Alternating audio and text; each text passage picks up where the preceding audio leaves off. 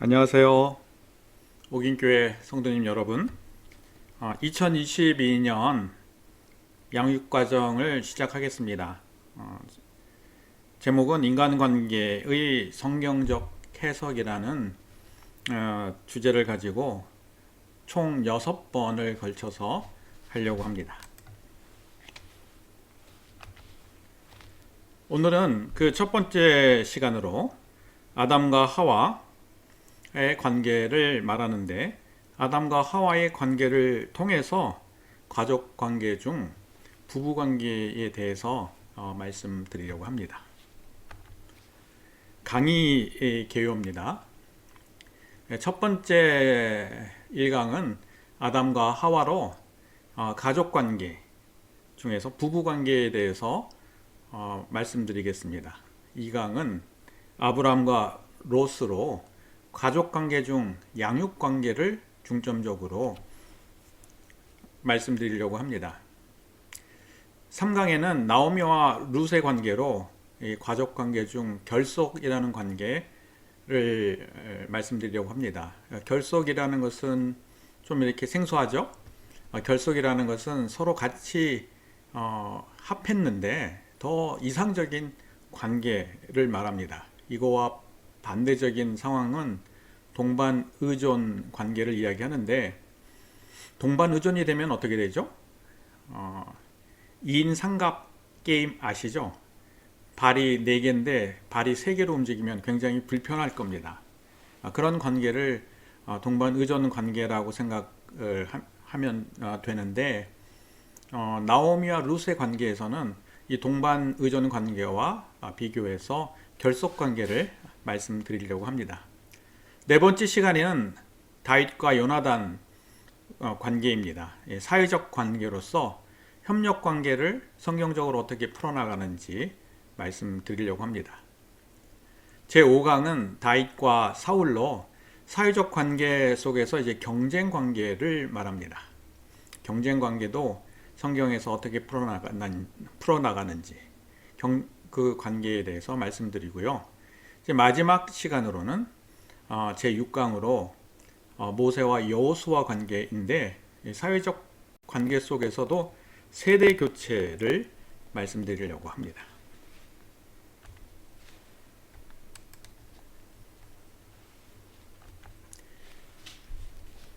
우리 부부가 이렇게 함께 살다 보면은요, 힘들고 어려운 일들을 많이 겪게 됩니다. 그럴 때 어떻게 생각하냐면은, 그때 그 사람을 만나러 나가려고 했던 그 카페에 나가지 않았다면 저 사람을 만나지 않았을 텐데, 어떤 친구를 만나러 가지 않았다면 저 사람을 만나지 않았을 텐데, 내가 어떤 지역에 이사 가거나 또 학교를 다니지 않았다면 저 사람을 만나지 않았을 텐데 하면서 사람을 탓하거나 환경을 탓하면서 부부의 만남을 후회하는 사람들을 볼 수 있습니다. 이 중매 결혼한 남편이 찾아왔습니다. 성격이 맞지 않아서 살 수 없다고 말을 하면서 호소했습니다. 그러면서 결혼에 다리를 놓아준 사람, 그 사람이 중매하는 사람인데, 중매한 사람까지도 탓하는 모습을 보기도 했습니다. 이 창세기에 중매한 사람을 탓하는 부부가 나옵니다. 아담과 하와의 부부입니다. 선악과를 먹고 죄를 지어 죽게 된 아담은 뭐라고 이야기합니까? 이렇게 이야기합니다. 아담이 이르되 하나님이 주셔서, 여기 주위에서 볼 것은 누가 주셨어요? 하나님이 주셨어요. 하나님이 주셔서 나와 함께 하신 여자, 그 하와를 이야기하죠. 그가 그 나무 열매를 내게 주므로 내가 먹었습니다 라고 이야기하고 있습니다. 아담은 하나님을 탓하고 있고, 또 하나님이 주신 아내 하와를 탓하는 모습을 보고 있습니다. 그러면은 아내인 하와는 어떨까요? 여호와 하나님이 여자에게 이르시되 내가 어찌하여 이렇게 하였느냐 라고 물으시니까 여자가 이르되 뱀이 나를 꿰므로 내가 먹었나이다 라고 이렇게 대답하고 있습니다. 하와는 환경을 탓하고 뱀을 탓하고 있습니다. 이 부부관계를 깨트리는 것은 서로 탓을 하기 때문에 부부관계가 깨집니다. 자기 행동이나 태도에 문제가 있는데 상대의 행동이나 태도를 탓하기 때문에 부부관계가 깨집니다. 다른 사람을 아무리 옆에 있는 남편이나 아내를 아무리 바꾸려 해도 바꿔지지 않습니다. 자신이 문제를 발견하고 자신이 바뀌어져야 변화가 되어야 옆에 있는 아내나 남편이 변화되게 됩니다. 이렇게 변화하지 않고 서로가 서로를 탓하는 이유가 무엇입니까? 그리고 어떻게 탓하기를 멈추는가라는 것이 오늘 강의의 부부관계의 주제입니다. 먼저 탓하기를 살펴보기 전에 아담과 하와는 누구인가 한번 살펴보겠습니다. 아담입니다. 아담의 뜻은 땅이란 뜻, 붉은 흙이란 뜻입니다. 땅으로 사람을 지으시고 누가 사람을 지으셨나요? 하나님이시죠? 그리고 생기를 코에 넣으시고 여기에 누가 생기를 코에 넣으셨나요? 하나님이시죠? 그랬더니 어떻게 됐습니까? 생명이 되느니라 라고 이렇게 말씀하고 있습니다. 창세기 2장 7절 말씀이죠. 이 생명이란 뜻은 a living soul이란 뜻으로 살아있는 혼이 되었다라는 뜻입니다. 아담은 흙으로 만든 육체, 하나님의 생기인 영, 또 하나님의 영으로 생명을 얻은 혼으로 구성되어 있음을 알 수 있습니다. 여기서 이렇게 생영, 살아있는 혼을 의미하는데 하나님의 호흡이 있어야 생명을 얻을 수 있고 또 하나님의 영으로 살아가야 하는 존재가 아담임을 알 수 있습니다. 그러면 두 번째 하와는 어떤 뜻입니까? 하와의 첫 번째 이름은 여자입니다. 그래서 먼저 여자의 의미를 살펴보기로 하겠습니다. 여자란 남자에게 취함을 받음이란 뜻입니다. 그 말씀은 창세기 2장 22절에 나오는데 아담에게 취하신 그 갈빗대로 여자를 만드시고 그를 아담에게 이끌어 오시니 어떻게 하고 있습니까? 아담이 뭐라고 이야기합니까? 아담이 이르되 내 뼈 중에 뼈요 살 중에 살 남자에게 취하였은즉 여자라 부르리라 라고 이렇게 창세기 2장 22절에 말씀하고 있습니다. 여자는 남자에게 취함을 받았다는 뜻입니다. 여자의 존재 의미가 남자에게 있음을 말합니다.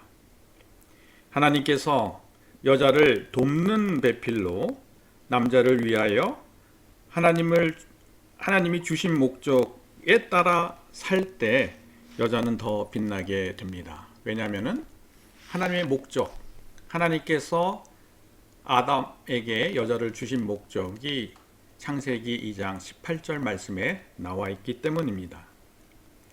여호와 하나님이 이르되 사람이 혼자 사는 것이 좋지 아니하니 내가 그를 위하여 뭐요? 돕는 배필을 지으리라 라고 이렇게 말씀을 하고 있습니다.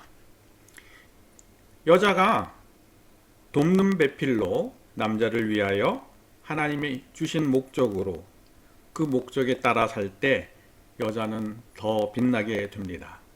또 돕는 배필이란 뜻은 남자보다 여자가 뛰어난다는 뜻이기도 합니다. 도울 수 있는 사람은 능력이 있는 사람이 도울까요? 능력이 없는 사람이 도울 수 있을까요?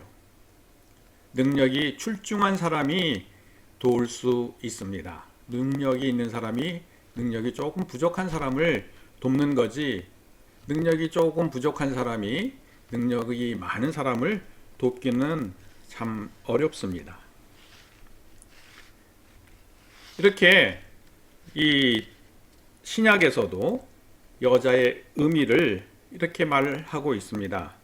여자가 남자에게 낳았으며 여자가 남자를 위해 지음을 받은 것이니 라고 이렇게 설명하고 있습니다. 여자를 이렇게 설명하면서 여자는 남자에게 낳고 이렇게 남자를 위해서 지음을 받았다고 이렇게 이야기를 하지만은 또 고린도전서 11장 12절에 이렇게 말씀을 하고 있습니다. 이는 여자가 남자에게 난 것 같이 남자도 여자로 말미암아 났습니다. 그리고 모든 것은 하나님에게서 났느니라 라고 이렇게 이야기를 말씀을 하고 있습니다. 여자의 의미를 설명하면서 여자는 남자에게 낳지만 남자도 여자로 말미암아 낳았다고 말합니다. 여자에 의해서 낳았다고 말합니다. 이게 무슨 뜻입니까? 여자도 남자가 있어야 되지만 남자인 아담도 하와가 있어야 아담의 존재가 더 빛나게 된다는 것을 성경이 말씀하고 있는 것입니다. 이렇게 여자, 이 선악과를 먹기 전에는 여자라고 이렇게 불렀는데 선악과를 먹은 후에의 여자의 이름은 하와로 바뀝니다. 하와의 의미는 생명을 주는 모든 산자의 어미라는 뜻입니다.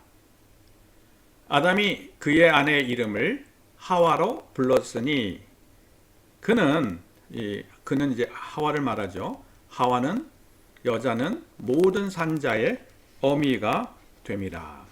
이렇게 창세기 3장 20절에 말씀하고 있습니다. 하와의 뜻은 생명을 주는 모든 산자의 어머니라는 뜻입니다. 여자를 통해서 그리스도께서 오셔서 인간이 죄의 묶임에서 벗어나게 해 주시고 생명을 주시게 됨을 말합니다. 이렇게 여자를 통해서 그리스도께서 나시게 여자가 산자의 어머니가 되려면은 조건이 있습니다. 그 조건은 디모데전서 2장 15절 말씀에 기록하고 있습니다. 그러나 그들이 여자들을 의미합니다. 만일 정숙함으로써 믿음과 사랑과 거룩함에 거하면 그의 해산함으로 구원을 얻으리라. 이게 무슨 뜻을 이야기합니까? 여자들이 믿음과 사랑과 거룩함에 거하는데 무엇으로요? 맑은 정신, 정숙함은 맑은 정신을 의미합니다. 이 맑은 정신으로 거룩하고 믿음으로 또 이게 사랑에 거하면은 여자가 자녀를 낳을 때, 이 자녀는 누구예요? 그리스도를 말하죠. 이 그리스도를 낳을 때 구원을 얻으리라 라고 이렇게 말씀을 하고 있습니다. 그러나 이 앞절 말씀, 바로 디모데전서 2장 15절 말씀은 14절 말씀은 뭐라고 이야기하냐면은 아담이 속은 것이 아니라 여자가 속아 죄에 빠졌다고 말씀하고 있습니다. 그 죄를 해결하기 위해서 여자들은 맑은 정신으로 믿음과 사랑과 거룩함에 거하여서 예수 그리스도를 낳게 되고 그로 인해서 구원을 받게 된다고 말씀하고 있습니다. 이렇게 신약에서 여자의 역할이 바뀌죠.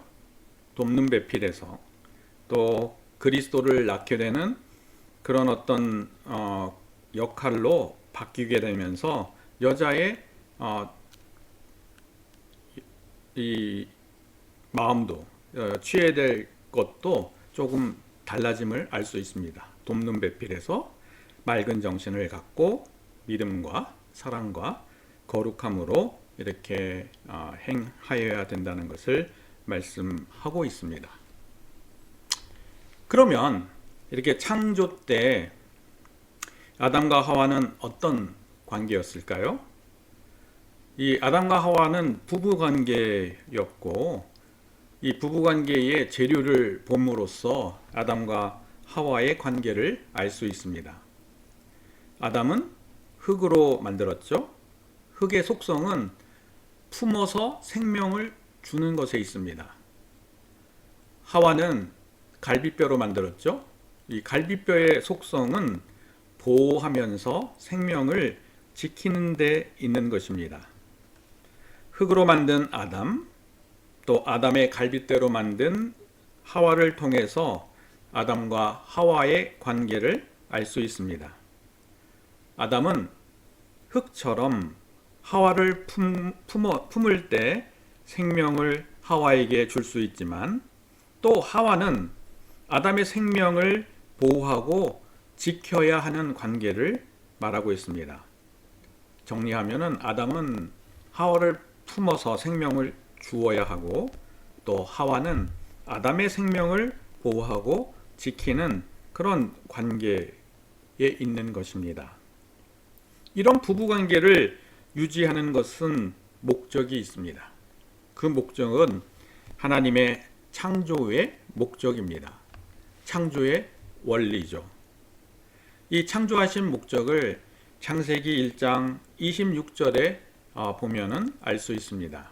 우리의 형상을 따라 창조, 우리의 형상에 따라 창조하였다고 이야기했죠. 성부, 성자, 성령, 삼위일체에 따라서 창조하셨고, 그들로 다스리게 하자. 그들이 누구예요? 부부를 말하죠. 아담과 하와. 그리고 그들은 하나님의 형상대로 창조하였음을 창세기 1장 27절에 말씀하고 있습니다. 부부를 창조하신 목적은 하나님의 형상대로 창조했는데, 그 목적이 창세기 1장 26절 말씀에 따라서 그 목적은 다스리게 하는 것입니다. 세상을 다스리고, 또 물고기를 다스리고, 동물을 다스리고, 땅에서 번성하고, 또 충만함을 통해서 이 지구를 다스리는, 지구뿐에 이 땅을 다스리는 것이 이 아담과 하와의 창조 목적입니다. 그러면 이 부부는 어떻게 다스릴 수 있습니까? 어떻게 다스리느냐에 대한 문제입니다. 하나님께서 그들에게 복을 주셔야 다스릴 수 있고, 그리고 그들이 아담과 하와가 생육하고 번성하여 땅에 충만하여야 다스릴 수 있고, 또 땅을 정복하여야 다스릴 수 있습니다. 어떻게 다스릴 수 있습니까? 다시 요약을 하면은 하나님께서 복을 주셔서 생육하고 번성하고 땅에 충만하고 땅을 정복하여야 다스릴 수 있습니다. 이렇게 땅에 충만하고 정복하면은 어떻게 됩니까? 그 창세기 1장 28절 말씀을 그대로 연결하는데, 바다의 물고기와 하늘의 새와 땅에 움직이는 모든 생물을 다스릴 수 있게 되는 것입니다. 모든 물고기와 하늘의 새와 땅에 움직이는 모든 생물을 다스립니다. 부부가 자녀를 낳고 다산하고, 또 이 땅에 충만하게 되고 하게 되면 땅을 정복하게 됩니다. 땅을 정복하게 되면은 모든 생물과 물고기와 새를 다스리고 땅을 다스리게 됩니다. 먼저 정복하여야 다스릴 수 있습니다. 다스리려면은 정복해야 되는 것을 성경에서 말씀하고 있는 것입니다. 두 번째 부부관계, 창조 때 부부관계는 내 뼈 중에 뼈요 내 살 중에 살이라고 창세기 2장 23절에 말하고 있습니다. 아담이 하와를 보면서 내 뼈 중에 뼈요 살 중에 살이라고 말합니다. 내 뼈 중에 뼈요 살 중에 살이란 의미가 무엇을 뜻합니까? 한 몸이라는 뜻입니다. 연합되었다라는 뜻입니다. 한 몸이란 뜻이고 연합된 관계였음을 말하고 있습니다. 그리고 이 한 몸이란 뜻은 내 뼈 중에 뼈요 살 중에 살이라는 이 한 몸이란 뜻은 서로를 인정해 주는 말이고 아담이 하와를 인정해 주는 말이고 사랑을 고백하는 말이기도 합니다. 또 다른 의미로는 아담이 하와 없이는 살 수 없다는 고백이기도 합니다. 이러한 아담이 실질적으로 그 고백대로 행동하고 그렇게 살았습니다. 그걸 어떻게 알 수 있습니까? 하와가 선악과를 사탄의 뱀의 속임에 의해서 선악과를 먹고 이제 죽게 되었습니다. 죽게 되었고 하와가 이제 선악과를 아담에게 줍니다. 그때 아담은 아무런 반항 없이 그냥 선악과를 먹는 것을 알 수 있습니다. 이렇게 아담이 하와가 준 선악과를 그냥 받아먹은 이유가 무엇입니까? 당신이 죽으면 나도 같이 죽기를 원해서 선악과를 먹게 된 것입니다. 그만큼 아담은 하와를 사랑했던 것입니다. 이렇게 한 몸이 되는 관계, 연합되는 관계가 되기 위해서는 조건이 있습니다. 먼저 남자가 부모를 떠나야 합니다. 창세기 2장 24절 말씀입니다. 아내를 보고 부모를 떠나라고 말하지 않습니다. 남자가 먼저 부모를 떠나라고 말하고 있습니다. 2020년 트렌드 모니터에서 코로나 환경 상황에서 한국의 이혼율이 떨어졌다고 보고했습니다.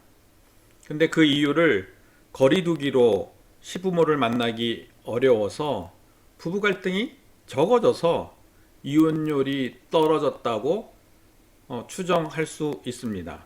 왜냐하면은 예전에 이혼율이 굉장히 높았을 때가 어느 때냐면은 설이나 추석 또 이렇게 생일, 부모 생일에 한 가족이 모이고 난 다음에 모임 후에 집에 돌아와서 부부가 크게 싸운 후에 서로 다툰 후에 이혼을 하게 되는 것이 굉장히 많다고 보고되었기 때문입니다. 언제 이혼율이 높았어요? 시부모들과 가족들이 이렇게 모여서 함께 지냈는데 그 가정 속에서 아내가 너무 많은 가사 일이나 또 뭐 부모 시부모와의 어떤 부당한 대우 때문에 부부가 서로 싸워서 아니면 또 이 시부모의 지나친 남편에 대한 사랑 때문에 부부관계가 깨어져서 이혼이 높아졌다고 보고하는 과거 데이터로 그렇게 추정할 수 있습니다. 남자가 먼저 부모를 떠나야 아내와 하나 될 수 있고 연합될 수 있음을 성경은 말하고 있습니다. 근데 이렇게 창조 때에 부부관계, 부부를 창조하시는 목적을 이루려면 창조 때의 부부관계를 유지하려면은 부부관계의 경계선을 지켜야 합니다. 그 경계선은 창세기 2장 17절 말씀입니다. 다 함께 한번 읽어볼까요? 선악을 알게 하는 나무의 열매를 먹지 말라. 내가 먹는 날에는 반드시 죽으리라 하시니라. 하나님의 말씀 위에 부부관계가 유지되어야 합니다. 하나님의 계명이 부부관계의 경계선입니다. 창조 때에 하나가 되는 또 연합되는 부부관계가 유지가 되고 또 이 부부관계가 유지가 됨으로써 부부의 창조하신 목적을 이루려면 말씀의 경계선, 하나님께서 말씀을 기반 위에서 이 말씀의 경계선을 넘어야 하지 않아야 되는 것입니다. 말씀을 기반 위에, 말씀의 기반 위에 부부관계가 세워져야 합니다. 그래서 이 말씀을 부부관계의 경계선이라고 말하고 있습니다. 이 경계선을 넘게 되면 부부관계가 깨어지게 됩니다. 한 몸을 유지할 수 없게 됩니다. 그와 동시에 하나님께서 부부를 창조하신 창조의 목적을 이룰 수 없게 되는 것입니다. 이 경계선을 지키나요? 아니면은 넘나요? 아담과 하와는 이 부부관계의 경계선을 넘게 됩니다. 이렇게 넘게 되니까는 어떻게 됩니까? 이 말씀의 경계선을 넘은 아담은 이렇게 바뀝니다. 예전에는 정말 하와를 자기 몸처럼 사랑하고 죽음에까지도 같이 죽으려고 같이 따라가고 실질적으로 말도 하고 행동으로 옮겼던 아담이 말씀의 경계선을 넘었더니 이렇게 하나님께 말하고 있습니다. 아담이 이르되, 누가 말하고 있습니까? 아담입니다. 하나님이 주셔서 나와 함께 있게 하신 여자, 그가 그 나무의 열매를 내게 주므로 내가 먹었나이다. 이 말씀을 자세히 보면은 하나님이 주셔서 여자가 그 나무 열매를 내게 주므로 뭐예요? 하나님을 탓하고 아내를 탓하기 시작했습니다. 또 모든 죄에 대한 책임은 아담이 져야 되는 건데 죄에 대한 책임도 하와에게 돌리는 모습을 볼 수 있습니다. 말씀의 경계선을 넘어서 부부관계가 깨어지니까 아담은 하나님을 탓하고 하와를 탓하고 있습니다. 그러면 말씀의 경계선을 넘은 하와는 어떻게 됩니까? 여자가 이르되 뱀이 나를 꿰므로 내가 먹었나이다. 뭐라고 이야기합니까? 뱀이 하와가 뱀에게 속아서 말씀의 경계선을 넘게 되었습니다. 그리고 그 경계선을 넘었더니 그 경계선을 넘은 책임을 하와는 지지 않고 그 책임을 뱀에게 돌립니다. 탓합니다. 이 뱀은 어떻게 이 여자를 속였습니까? 첫 번째 말씀을 부정합니다.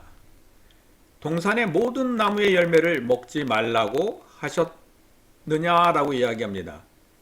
하나님께서는 모든 나무의 열매를 먹지 말라고 말씀하신 적이 없습니다.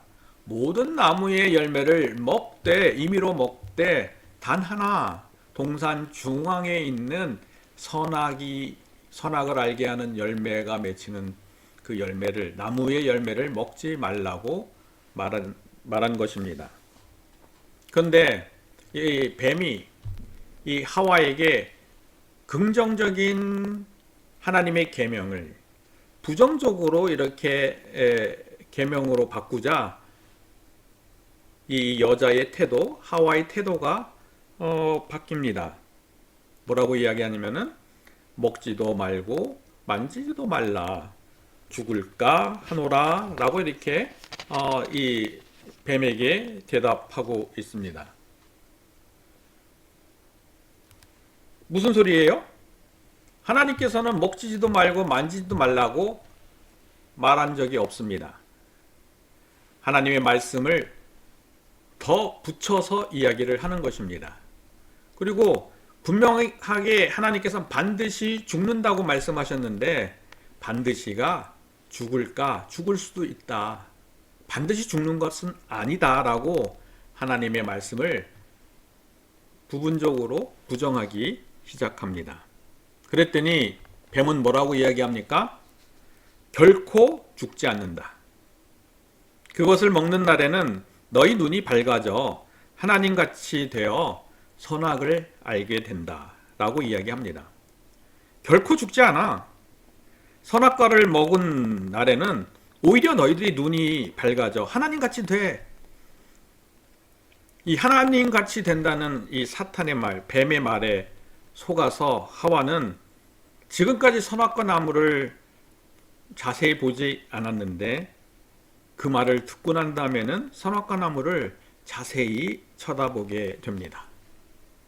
이렇게 쳐다본 하와는 어떻게 됩니까? 선악과 나무에 있는 열매를 보았더니 먹음직도 하고 보암직도 하고 지혜롭게 할 만큼 탐스럽기도 한 나무라고 창세기 3장 6절 말씀에 기록하고 있습니다. 먹음직도 하다는 것은 육체의 욕망을 말하고 있습니다. 보암직도 하다라는 것은 안목의 정욕을 말하고 있습니다. 지혜롭게 할 만큼이라는 뜻은 이생의 자랑을 말하고 있습니다.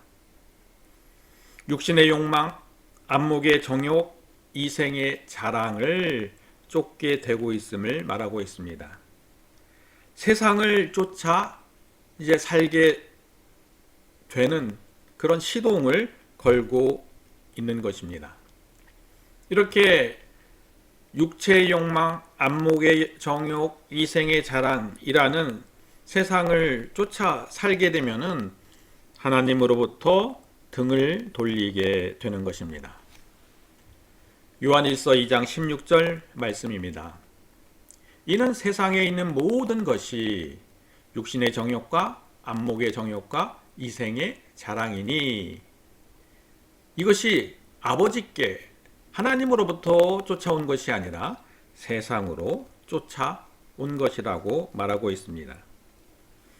이 말씀의 경계선을 넘은 아담과 하와는 세상을 따르는, 세상과 더 친해지는 부부가 되었습니다. 창조 때 주신 부부관계를 회복하려면 부부를 창조하신 하나님의 목적을 이루려면 육신의 정욕, 안목의 정욕, 이생의 자랑을 버려야 합니다.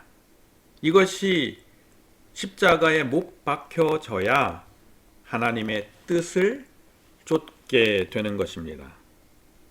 그러면 이 하나님의 뜻을 따르려면, 그 다음에 이 창조 때의 부부관계를 회복하려면, 창조 때의 부부관계를 회복해서 하나님의 목적을 이루려면 말씀 위에 부부관계가 세워져야 합니다. 고린도전서 15장 22절 말씀입니다. 아담 안에서 모든 사람이 죽은 것 같이 그리스도 안에서 모든 사람이 삶을 얻으리라. 그리스도 안에 있어야 생명을 얻는다고 말합니다. 그리스도 안에 있어야 죽었던 사망에서 생명으로 건지움을 받는다고 말합니다. 그리스도 안에 있어야 타락으로 인해서 깨어진 부부관계가 창조 때 하나님께서 주신 그 부부관계로 세워진다는 말씀입니다. 근데 이렇게 세워지려면 어떤 말씀 위에 부부관계가 세워져야 됩니까? 첫 번째 에베소서 5장 22절 말씀, 또 에베소서 5장 25절 말씀에서 아내에게 하신 말씀, 또 남편에게 주신 말씀을 통해서 그 말씀의 계명에 따라서 부부관계가 세워져야 합니다. 먼저 아내들에게 말합니다. 아내들이여 자기 남편에게 복종하기를 죽게 하듯 하라. 지금 누구에게 이야기하고 있습니까? 아내에게 이야기합니다. 아내들이 자기 스스로 남편에게 복종하라고 말씀하고 있습니다. 근데 이 세상 사람들은 남편들이 아내들에게 뭐라고 이야기합니까? 이 말씀이 있었으니까는 아내들에게 남편은 너 남편에게 복종해야 되는 거 아니야? 라고 이야기를 하는 것입니다. 이거는 남편에게 주신 말씀이 아니에요. 아내들에게 주신 이야기입니다. 아내들이 자기 스스로 남편에게 복종하기를 죽게 하라는 말씀이지, 남편이 아내에게 요구하라는 말씀이 아닌 것입니다. 당연하게 요구하는 말씀이 아닌 것입니다. 왜냐하면 부부관계는 동등한 관계이지 누가 순종하고 누가 복종의 관계가 아니기 때문입니다. 이 두 번째 말씀은 남편에게 하는 이야기입니다. 남편들이 아내 사랑하기를 그리스도께서 교회를 사랑하시고 그 교회를 위해 자신을 준 것 같이 하라고 말씀하고 있습니다. 이 말씀은 아내에게 준 것입니다. 남편에게 주신 말씀이 아닙니다. 그런데 아내들이 남편들에게 아내 사랑해야 된다고 성경에 기록하고 있지 않느냐, 그렇게 해야 되지 않아 라고 요구하는 것이 아니라 남편에게, 하나님이 남편에게 남편 스스로가 정말 아내를 사랑하라, 그 사랑하는 마음으로 그 말씀에 순종하고 그 말씀의 기반 위에서 부부관계를 세우라고 말씀하는 것입니다. 이렇게 말씀 위에 부부관계를 세우는 것은 교회를 세우는 것과 마찬가지라고 에베소서 5장 26절에서 27절에서 말씀하고 있습니다. 이 말씀을 통해서 교회의 기본은 가정이라는 것을 알 수 있습니다. 한번 에베소서 5장 26절, 27절 말씀 우리 화면 보면서 다 읽어 보실까요? 이는 다 읽지 않는 분 계세요? 같이 읽어요. 곧 물로 씻어 말씀으로 깨끗하게 하사 거룩하게 하시고 자기 앞에 영광스러운 교회로 세우사 티나 주름 잡힌 것이나 이런 것들이 없이 거룩하고 흠이 없게 하려 하심이라. 거룩이라는 것은 구별된다는 뜻입니다. 말씀 위에 세워진 부부는 말씀의 경계선이 없는 부부와 구별된 부부가 됩니다. 영혼육이 흠이 없고 거룩하게 보존이 됩니다. 흠이 없다는 뜻은 완벽하다는 뜻이죠. 결함이 없다는 뜻입니다. 이렇게 저희 모두 말씀 위에 부부관계를 세워서 온전한 사람이 되기를 소원합니다. 이렇게 말씀 위에 부부관계가 되기 위해서는 먼저 부부 사랑이 회복이 되어야 합니다. 부부 사랑이 회복이 되려면은 탓하기를 멈춰야 합니다. 탓하기를 멈춘다는 것은 대화에 변화가 있다는 것을 말합니다. 또 부부 사랑이 회복되려면은 내가 원하는 방식대로 상대를 사랑하는 것이 아닙니다. 상대가 원하는 방식대로 사랑하는 것, 이것을 상대를 배려하는 사랑이라고 이야기하는데, 상대가 원하는 사랑으로 상대를 사랑해야 하는 것입니다. 먼저 부부 사랑을 회복하기 위해서 탓하기를 멈춰야 되는데, 이 탓하기는 어떻게 시작이 됩니까? 첫 번째, 사랑을 거절받았기 때문에 탓하기가 시작됩니다. 사랑을 거절받으면은 내 안에 죄책감과 수치심의 고통이 생깁니다. 이 죄책감과 수치심의 고통은 두려움과 불안을 만듭니다. 이 두려움과 불안이 만들어지면은 자기 자신을 보호하고 자기 자신에게 집착하거나 타인에게 집착하기 시작합니다. 그래서 이렇게 자기를 보호하기 위해서 자기에게 집착하게 되면은 모든 책임들을 상대방에 넘기고 모든 책임의 이 불안의 원인들, 이 수치심의 원인들, 죄책감의 원인들을 타인에게 넘기기 시작합니다. 이것이 탓하기입니다. 왜 상대에게 넘깁니까?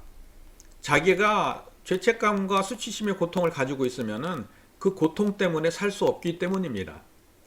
또 이 고통으로 만들어진 두려움과 불안이 생기게 되면은 그 두려움과 불안으로 자기는 더 이상 자기를 보호할 수 없고 자기를 지킬 수 없습니다. 그렇기 때문에 탓을 합니다. 상대방에게 이 공을 넘겨주면, 죄책감과 수치심의 공을 상대에게 넘겨주면은 자기는 좀 편해집니다. 또 이 두려움과 불안의 공을 상대에게 넘겨주면 자기는 조금 덜 불안해지고 덜 두려워지기 때문에 이 탓하기를 시작하는 것입니다.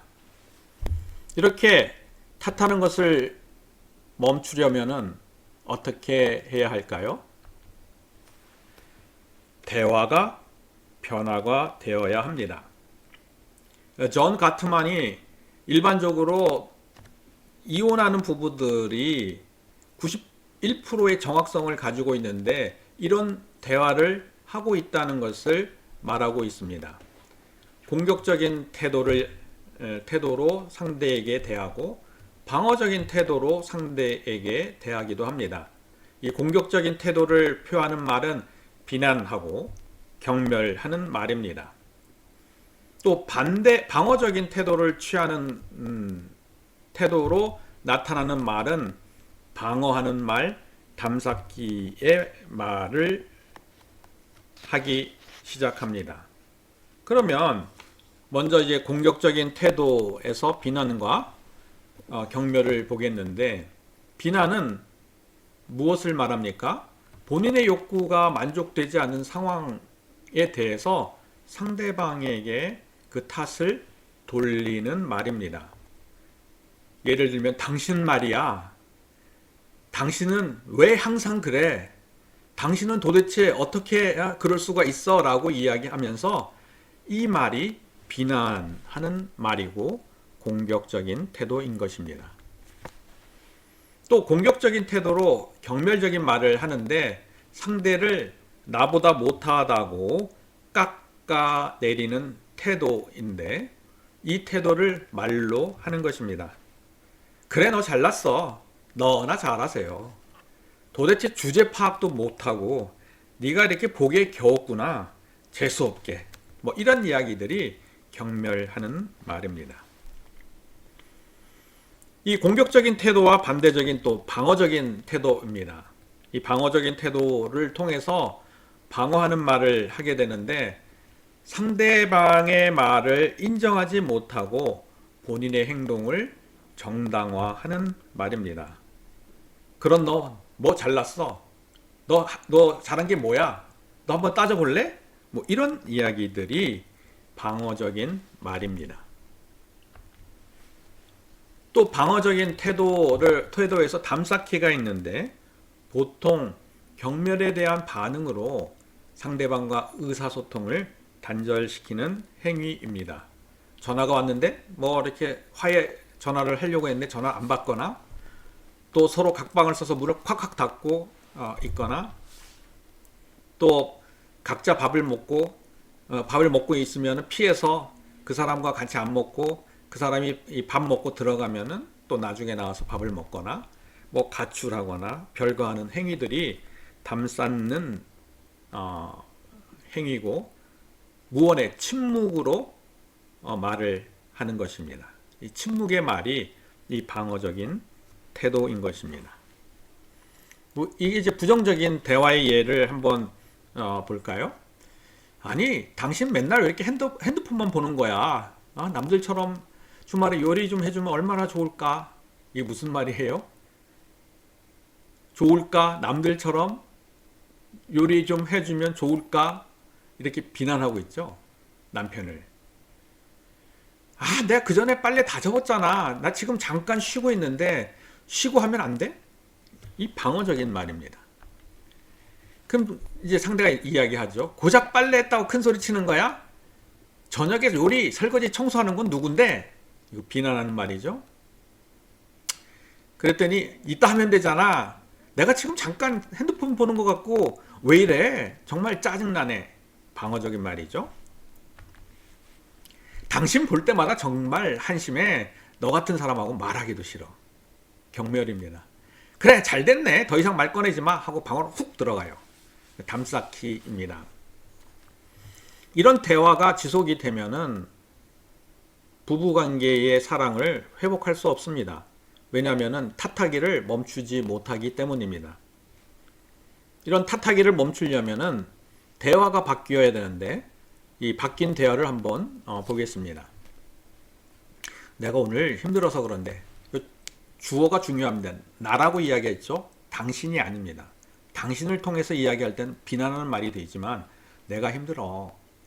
그래서 그런데 당신에게 요리해주면 어떨까? 라고 이렇게 질문형으로 말합니다. 요리해줘. 강요하지 않고 요리해야 돼. 명령하지 않습니다.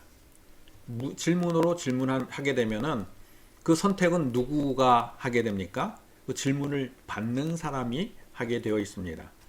명령을 하거나 강요하는 것은 그 주체가 나이지만 질문으로 공을 던지면은 그 선택하는 주체가 상대방으로 바뀌게 됩니다. 이 대화의 회복이 되는 거죠. 탓이 회복될 수 있는 거죠. 그랬더니 뭐라고 해요? 아, 정말 힘들구나. 공감해줘요. 정말 힘든 걸 모르고 내가 핸드폰 보고 있었어. 당신 정말 속상했겠네. 라고 이야기하면서 그 상대방의 감정을 이해해주고, 그리고 내가 잘못했어. 내가 핸드폰 보고 있었는데 내가 그 사실을 이야기해주죠. 당신의 상대방의 감정을 이야기할 때는 당신이라는 것을 쓰지만은 나의 행동, 나의 모습을 이야기할 때는 나라는 메시지로 이야기하는 것이 아이메시지라고 합니다. 당신, 너라는 말을 대신 내가 그랬어, 내가 문제야 라고 이야기하는 아이메시지를 할 때 부부사랑이 회복되는 되게 됩니다. 그랬더니 뭐래요? 아, 빨리 다 접어줘서 고마워. 격려하고 인정하고 있죠? 우리가 또 화가 많이 날 때는 어떻게 대답해요? 담쌓기보다는 우리가 정말 이렇게 서로 내가 지금 화가 많이 났는데 내가 조금 이렇게 이 화를 이렇게 조금 삭히고 난 다음에 나중에 이야기하면 안 될까?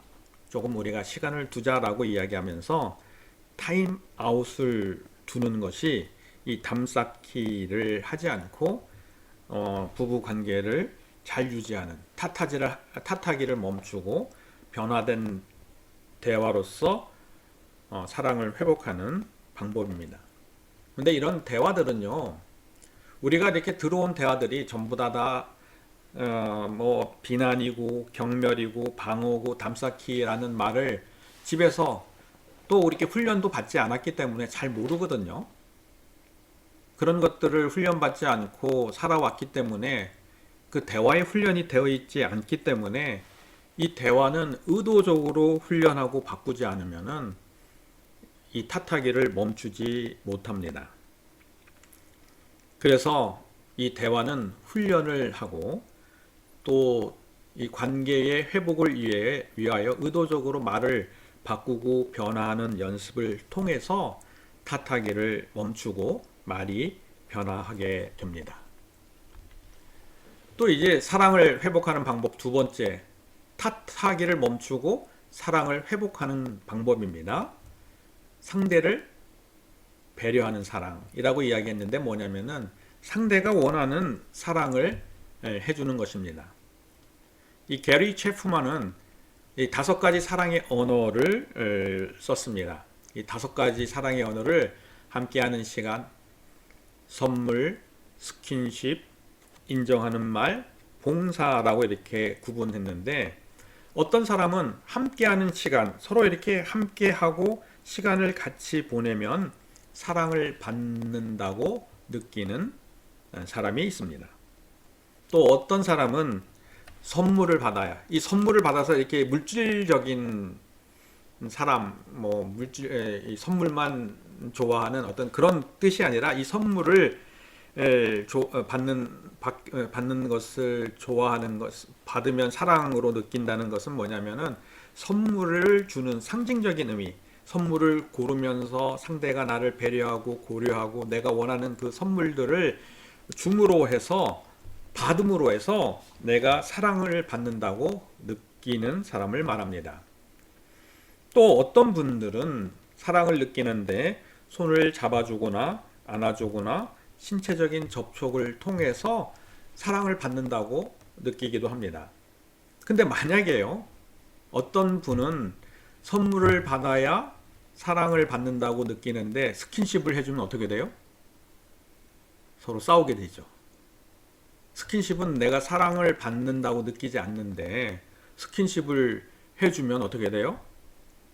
상대방이 사랑을 받지 않는다고 느끼게 됩니다.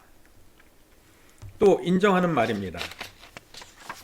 인정하는 말은 자신을 중요하게 생각하고 자기를 인정하고 또 자기를 격려하고 그 다음에 자기를 자기를 존중하는 말을 들으면 사랑받는다고 느끼게 되는 사람입니다. 이런 분들에게 인정받기를 원하는 사람에게 스킨십을 하게 되면 어떻게 돼요? 질색하겠죠. 아니, 근데 상대는 스킨십을 받기를 원하는 사람이에요. 받기를 원하니까 자기가 좋아하는 받기 원하는 사랑의 표현으로 상대에게 했는데 상대는 인정하는 말을 받아야 사랑받는다고 느낀다면은 서로 사랑의 짝대기가 서로 엇갈리기 때문에 서로 갈등하고 싸우고 당신은 도대체 나를 사랑하는 거야? 마는 거야? 그렇게 이제 말을 하게 되는 거죠. 봉사하는 것은 자신이 원하는 일들을 해줘야 사랑받는다고 느끼는 것입니다. 이렇게 저 같은 경우에도 이렇게 아내가 원하는 아내가 받고 싶어하는 그런 사랑의 언어를 해주지 않아서 상대를 배려하는 사랑을 해주지 않아서 결혼하고서 얼마간은 굉장히 힘든 경우가 있었습니다. 제 아내는 봉사하는 것을 사랑이라고 생각합니다. 자기가 상대에게 봉사를 받으면은 사랑받는다고 이야기합니다. 저는 인정받는 말을 들을 때 상대가 나를 존중하고 사랑한다고 생각합니다. 근데 저는 제가 이렇게 사랑받는 언어로 제 아내에게 매일 아내에게 당신은 정말 옆에 있어서 감사해. 당신이 나의 존재를 빛나게 해. 아무리 그렇게 인정하는 말을 해도 내 아내는 제가 사랑해준다는 것을 느끼지 못했다고 이야기합니다. 제 아내의 사랑받는 언어는 말로 하는 것이 아니라 몸으로 때워야 돼요. 봉사해야 돼요. 정말 네가 사랑한다고 말하는 것보다 만약에 사랑한다고 그러면은 설거지를 해줘서 아니면은 쓰레기를 버리든지 그런 행위를 해는 그 봉사하는 행위를 할 때 사랑받는다고 느끼는 것입니다. 제가 이것을 모르고 내가 사랑하는 방식으로 매일 인정하는 말을 했는데 그때는 아내와 관계가 그렇게 서로 사랑을 받고 사랑을 한다고 느끼지 못했습니다. 그런데 이 상대를 배려하는 사랑으로 바꿨을 때 제 아내가 원하는 제가 제일 싫어하는 게 봉사인데요. 일하는 건데 아내가 원하기 때문에 일하는 것을 선택하고 매일매일 봉사할 때 저희 부부관계가 회복이 되고 지금은 정말 주 안에서 그리스도 안에서 하나가 되고 연합되는 모습으로 점점 가까이 가는 것을 볼 수 있습니다. 하나님의 은혜죠. 이와 같이 부부사랑의 회복이 우리가 필요한데 요한일서 4장 12절 말씀 한번 다 함께 읽겠습니다.